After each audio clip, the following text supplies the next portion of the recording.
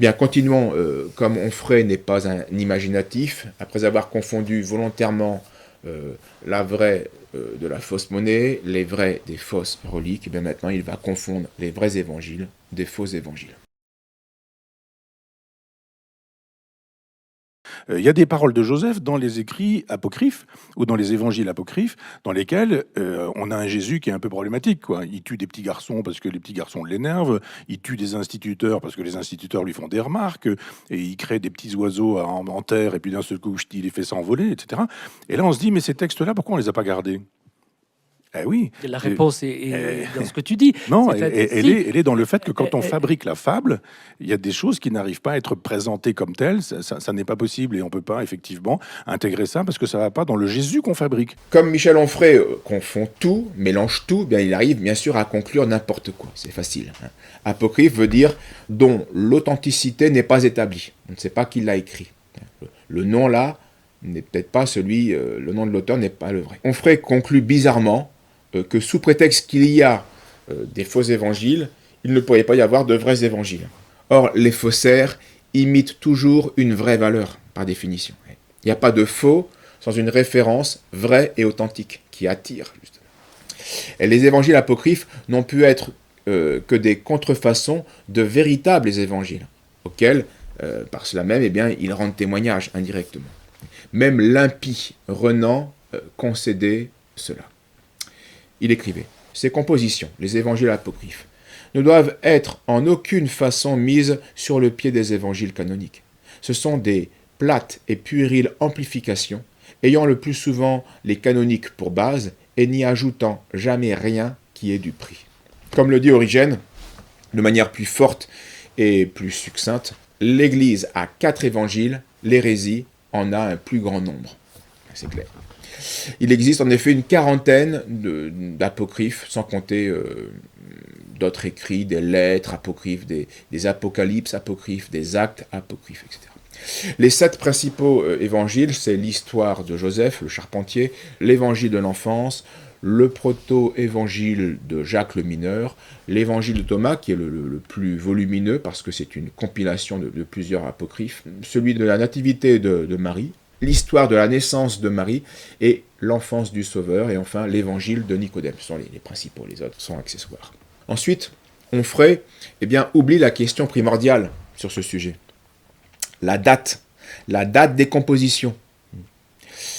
Est-ce qu'on peut essayer de dater tout cela, tous ces apocryphes? Ah oui, on le peut, bien sûr. Les évangiles apocryphes appartiennent tous, les plus tardifs, les plus anciens, datent du IIIe siècle, puis une bonne partie du IVe siècle, et encore un petit peu au Ve siècle. Voilà. Alors qu'on l'a vu, les vrais évangiles, eux, on l'a prouvé par des arguments divers, sont tous écrits très tôt, entre 10 et 30 ans après les faits. Donc ils sont tous non seulement du 1er siècle, mais tous même encore avant l'an 68. Et pour les premiers, on a vu entre 40 et 60. Voilà pourquoi bien, les conciles de l'Église n'ont eu aucun mal à intervenir sur ce sujet lorsque la confusion se manifestait. Mais cette fragmentation, elle s'est faite pendant des siècles, et puis après, on a essayé de faire tenir le tout, et on a dit, ces évangiles-là, ils sont canoniques, et les autres, on les écarte. Moi, je ne vois pas au nom de quoi. Ce sont des conciles qui décident de ce genre de choses. Or, les conciles, ça se fait avec des gens qui sont parfois illettrés, des gens qui sont parfois ivres-morts. Moi, j'ai lu des choses sur l'historicité des conciles où on se dit, oh là là, il y a l'Esprit Saint, etc. Pas du tout. Il y a des gens qui sont là et qui se font acheter. On leur donne un peu d'argent et puis ils votent pour ce qu'on voudra. Puis quand ils sont pas d'accord à la sortie, ils se retrouvent et ils se mettent des pains. C'est-à-dire, on imagine mal que à la sortie du concile, ces gens-là se frappent. Et c'est parfois à l'issue d'un concile qu'on décide de quelque chose. Sur la virginité de Marie, sur la question de Joseph, sur la question, etc. Vous avez remarqué l'art avec lequel Onfray dévie, enrobe à chaque fois, il dévie de son sujet, du problème, par des excursus complètement hors sujet, qui vont dans tous les sens. N'ayant pas de véritable argument contre l'historicité des évangiles, il brode, il mélange, il multiplie les sophismes, les exemples, derrière une apparente culture. Donc s'il a pu lire les attitudes parfois peu édifiantes et même parfois complètement scandaleuses de certains évêques dans certains conciles, en effet, tout cela est historiquement indéniable, eh bien, c'est grâce à qui? Ben, c'est grâce aux clercs eux-mêmes, grâce à des prêtres, grâce à des chroniqueurs chrétiens qui n'ont pas caché cette triste vérité. Alors ces histoires, évidemment, attristent le chrétien, mais ça ne l'étonne pas, malheureusement. Ça ne l'étonne pas plus que cela, puisque le Christ nous a prévenus. Celui qui scandalisera un de ses petits, qui croit en moi, mieux vaudrait pour lui qu'on lui suspende une meule à un âne autour du cou, et qu'on le précipite au fond de la mer. Malheur au monde à cause des scandales.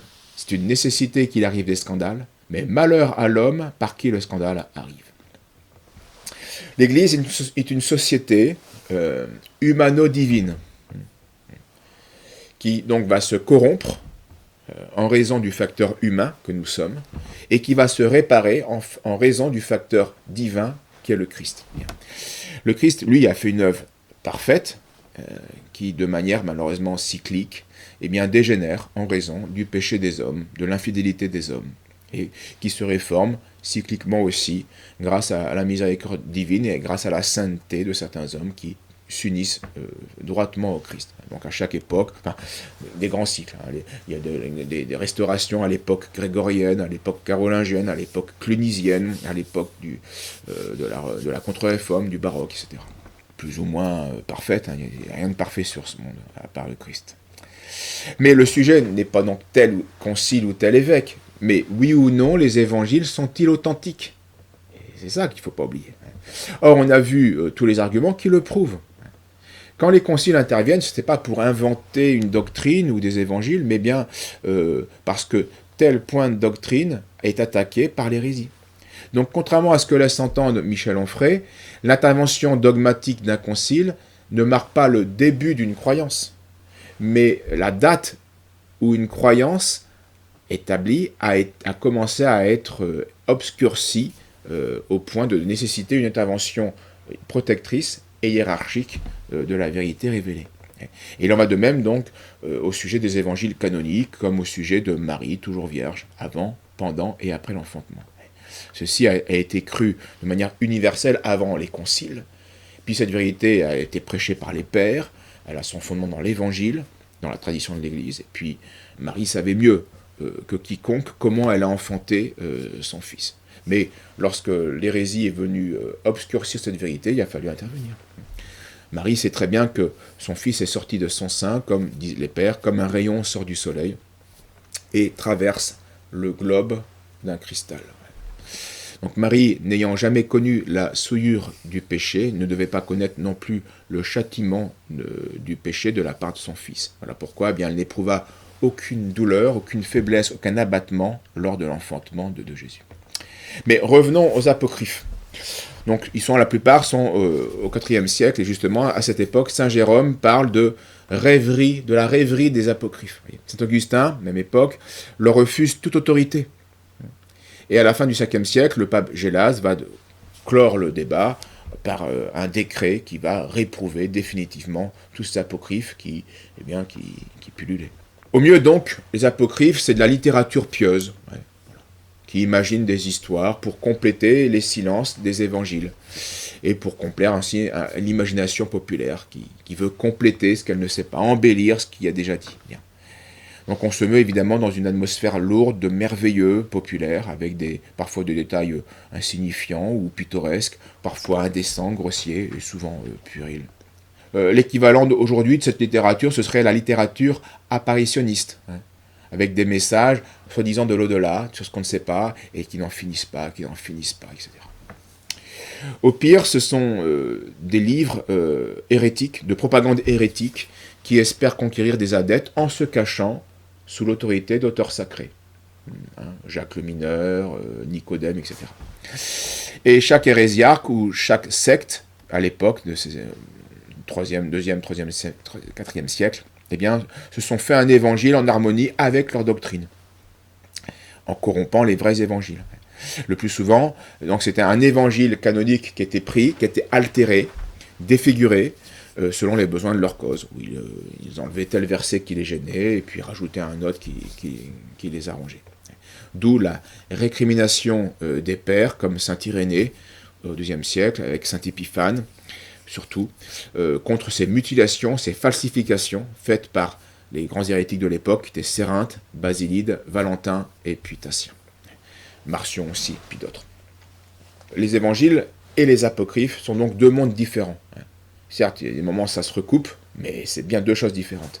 Tandis que Saint Matthieu, Saint Marc, Saint Luc, Saint Jean glissent rapidement sur les premières années de la vie de Jésus et s'étendent fort longuement sur les 3 années de sa vie publique, c'est ça le plus important, bien les auteurs apocryphes font le contraire. Ils passent sous silence cette partie la plus importante de sa carrière et ne s'occupent que de son enfance, son séjour en Égypte pendant 7 ans, ou avec des prétendus miracles de sa jeunesse. Alors, à l'exception de l'évangile de Nicodème, qui lui va être un récit de la passion et de la descente aux enfers, donc là des choses purement inconnues. Donc on y cherchera bien en vain l'enseignement du Sauveur, de sa prédication.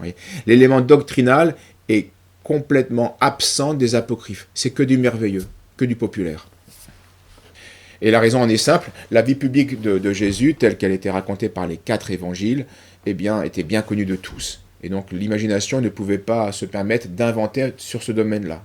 Il a fallu, donc la fiction était impossible sur ce domaine, donc elle devait se rabattre sur des passages qui sont passés sous silence, ou qui sont enveloppés d'une certaine obscurité.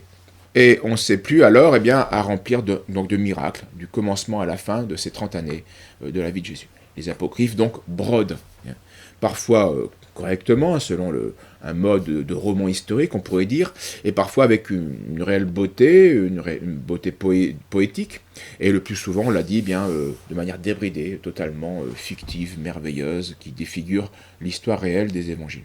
Les miracles des évangiles, eux, il y a beaucoup de miracles racontés dans les évangiles, mais qui sont pleins de sobriété, de grandeur, et qui illustrent toujours la doctrine du Christ, le message du Christ. Tandis que dans les apocryphes, c'est une enfilade de miracles qui n'a aucune raison d'être. C'est du spectaculaire, comme dans l'évangile de l'enfance, qui va avoir une grande célébrité en Égypte et en Syrie. Et c'est pour ça qu'on retrouve Syrie, on retrouve la trace de cela dans le Coran, qui raconte lui-même ce miracle des oiseaux auquel fait allusion. Jésus prend de la boue et ça devient des oiseaux. On retrouve ça dans l'une des sourates du Coran. Et d'ailleurs, on a remarqué que 25% du Coran, qui est une création syriaque, de secte, on l'a vu, judéo-nazaréenne en Syrie, un quart du Coran n'est que le recopiage, n'est qu'une allusion à ces livres apocryphes, dont le pseudo-évangile de Matthieu, de Jacques et de Thomas. Et avec les apocryphes, on est donc dans la démesure, comme le donnent les exemples d'Onfray. Un Jésus capricieux qui extermine ceux qui s'opposent à lui. Avec la fuite en Égypte, on a des miracles à chaque pas de Jésus, c'est du merveilleux, c'est du Hollywood. En Judée, les apocryphes nous racontent que lorsque Joseph parcourait les villes pour livrer les objets qu'il avait en bois qu'il avait fabriqués, lorsqu'ils étaient ou trop courts ou trop longs, Jésus, avec un signe de main, remettait l'objet, rectifiait l'objet aussitôt. Et les apocryphes disent que Joseph n'était pas fort habile dans le métier de menuisier. Joseph est un mauvais menuisier et Jésus fait des miracles tout le temps pour réparer les mauvais meubles de son père. C'est ridicule. En plus d'être puéril, ce flot de miracles, sans raison sérieuse en plus, contredit l'affirmation, elle, de Saint Jean dans les évangiles. Où à l'époque, avec ce premier miracle, d'ailleurs, changement de l'eau en vin, Saint Jean dit bien, là est le premier miracle de Jésus, opéré par le Christ. Si les évangiles apocryphes ne forment pas une objection sérieuse contre l'authenticité des évangiles, ils fournissent par contre un argument de poids en faveur de la publicité des évangiles et des faits primitifs racontés dans les évangiles. On ne fabrique de la fausse monnaie que parce qu'il en existe une vraie, qui elle a de la valeur. Donc les évangiles apocryphes supposent les évangiles canoniques, qui, comme déjà existants et déjà répandus avec honneur dans le monde. Sinon, comment expliquer qu'ils coupent le fil de leur narration précisément à l'endroit où commence le récit des évangiles? Ou bien ils le reprennent après la mort du Christ, comme le fait l'évangile de Nicodème. D'où vient que l'évangile de l'enfance et celui de Thomas terminent les paroles qui ouvrent dans Saint Luc la mission de Jésus.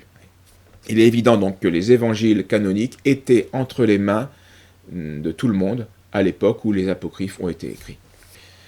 Dans l'Antiquité chrétienne, ces livres, on l'a dit, n'ont jamais été reçus dans le canon des Écritures. Et ils ont toujours été dénoncés comme étant inauthentiques. Si quelques écrivains des premiers siècles en ont fait usage, ils s'en servaient comme d'un document historique dont on se sert avec critique et dans lequel tout n'est pas à rejeter. Tel ou tel détail peut être intéressant. Et surtout sur un point particulier, la vie de la Sainte Vierge Marie, telle qu'elle est retracée dans les évangiles apocryphes. Cela en raison bien de la rare conformité sur ce sujet-là de tous les apocryphes. Ainsi, on a la longue stérilité de Anne qui est rapportée dans les apocryphes, la mère de la Vierge. La promesse qu'elle fait de consacrer son enfant au service de Dieu. La présentation de Marie au temple à l'âge de 3 ans. L'éducation qu'elle y reçoit au milieu des vierges d'Israël, élevées dans ce lieu saint. Le vœu qu'elle fait de préserver sa virginité. Les cérémonies de son mariage avec Joseph. L'âge mûr de Joseph, à l'époque de ses fiançailles. Donc tous ces détails et d'autres se retrouvent à peu près dans tous les principaux évangiles apocryphes. Le proto-évangile attribué à Jacques, dans l'évangile de la nativité de Marie et dans l'histoire de la naissance de Marie, dans l'enfance du Sauveur. Donc sur ce point-là précis, on n'a pas la certitude des évangiles, c'est vrai, mais on a quand même un degré de probabilité, qui est d'ailleurs parfois confirmé par les pères. D'où cette règle donnée par Monseigneur Freppel. Il me paraît tout aussi peu raisonnable de rejeter un fait précisément parce qu'il serait relaté par un évangile apocryphe, que de la mettre sans discussion sur ce fondement unique. Donc, esprit critique, il faut faire attention. Il y a des détails qui peuvent être intéressants dans les apocryphes, mais le reste a peu de valeur. Alors, concluons justement pour aujourd'hui sur ce point, sur le conseil de Saint Jérôme. Que votre fille se tienne en garde contre tous les livres apocryphes. Et si parfois elle veut y chercher, non la vérité dogmatique, mais la beauté des symboles, elle ne doit pas oublier qu'il n'appartient pas à ceux dont il porte le nom, qu'il y a là bien des défauts mêlés, et qu'une grande prudence est nécessaire pour tirer l'or du fumier, qu'elle ait toujours sous la main les opuscules de Cyprien. Elle peut d'un pied sûr parcourir les lettres d'Athanase et les traités d'Hilaire. Bref, les pères sont les plus sûrs commentateurs du Saint-Évangile.